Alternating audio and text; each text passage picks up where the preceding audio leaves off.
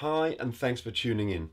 Today we're taking a look at dog aggression. Now, of course, dog aggression is a huge topic, and there's a whole range of things that can cause them to overreact.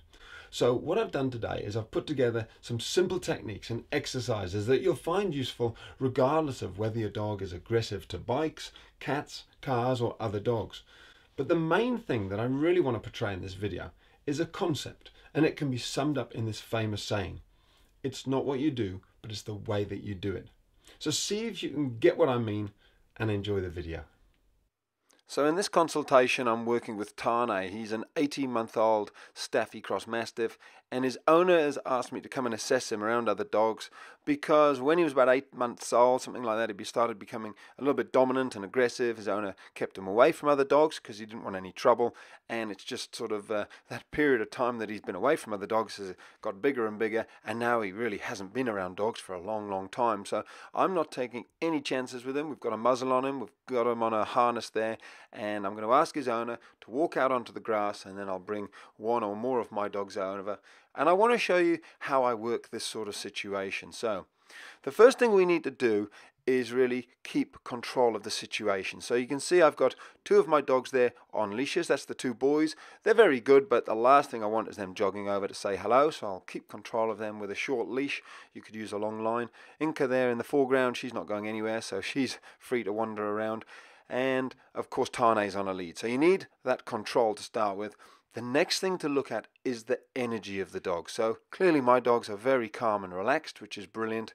On a scale of 1 to 10, I'd probably put him down at a 2 or a 3. But Tane here, you can see his energy level is much more what I'd say is a 7 or almost an 8. 8 out of 10. His tail is upright. He's stiff and strong, and he's pulling towards my dogs. Not really what you're looking for.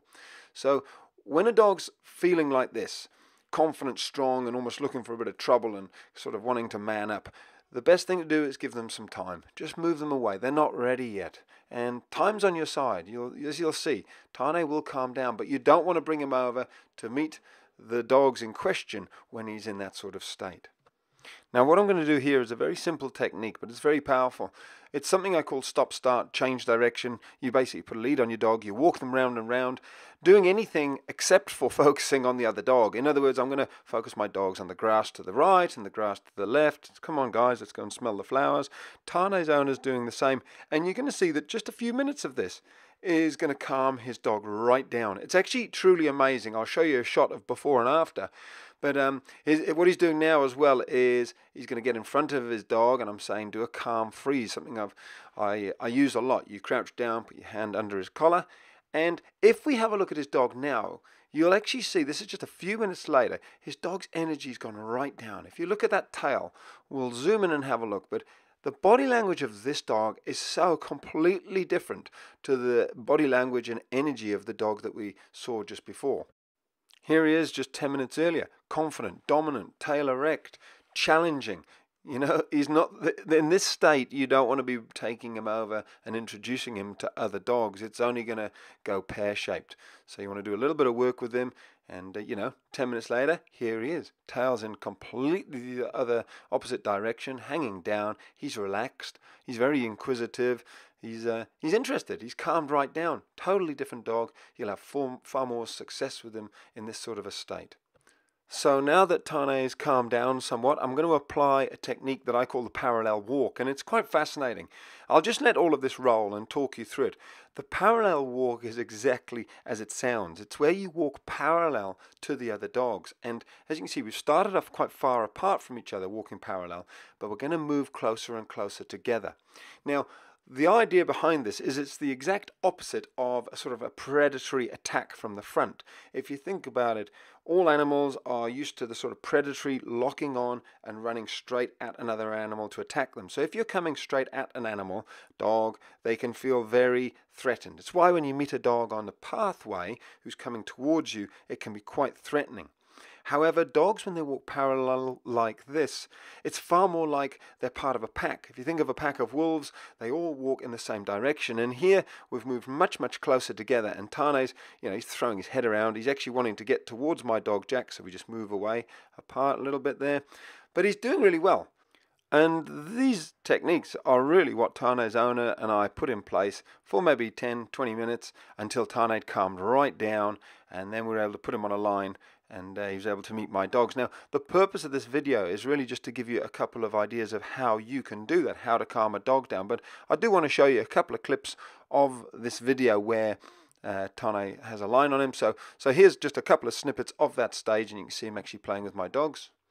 So the first stage really is putting a longer line on Tane so we can sort of let him go free, but we've still got that sort of control. This is actually a horse lunge line. He's such a big boy. And then the next stage is actually letting my dog go. So I've decided Jack is calm enough. He's just going to run off. I can just tell he's not going to go over to this dog. He's going to wander off and play, which is great. So here I use the long line to keep control of Tane and just gauge what he's like around all the dogs, and it just gives you the ability to keep control of the situation if it starts to go pear-shaped. And interestingly enough, it's little Inca, who's generally a very fearful little female dog, who goes over and says, "I understand you." Look at those little tails waggling. So they're communicating really beautifully there. She runs off though, she's not too sure. And this is when I know we've done it, that Jack comes over. He's the dominant dog here. Tane's just letting him sniff first.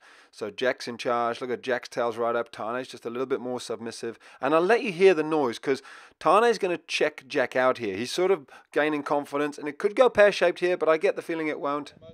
I think he's sort of playing there. I think he's saying, "Do you want to play?" A little bit. Now he's saying, "Do you want to play?" And what you witnessed there was two confident male dogs deciding who's in charge, do you want to play? And so yeah, it's time to drop the long line on the floor and just let them have a good run. I'm very confident that they're going to get on really well. The next stage was to take the long line off him, and then when we were completely confident that he was going to be fine and he'd had a good play, we took the muzzle off and he just had a great old time. Here he is playing around with Inca, who's telling him to go away at this point. And he had a great fun play with Jack as well. You can see here they got on like a house on fire. So there you have it. In my opinion, Tane is a good dog. He's a lovely boy. He's sociable, but he has got the tendency to be a little bit dominant. So you do want to understand how to be the pack leader at home. That'll keep his dominance right down, and he'll be far more tolerant around other dogs. And some of the key stages in getting him off leash: first of all, we kept control of him at the very beginning using those leashes and the long line.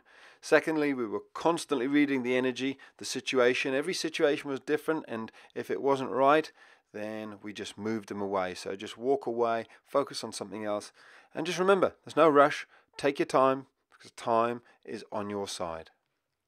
So there you go. As you can see, we turned a potentially volatile situation into a really successful day, and we gave Tane some much deserved freedom and socializing off leash, and we gave his owner some hope.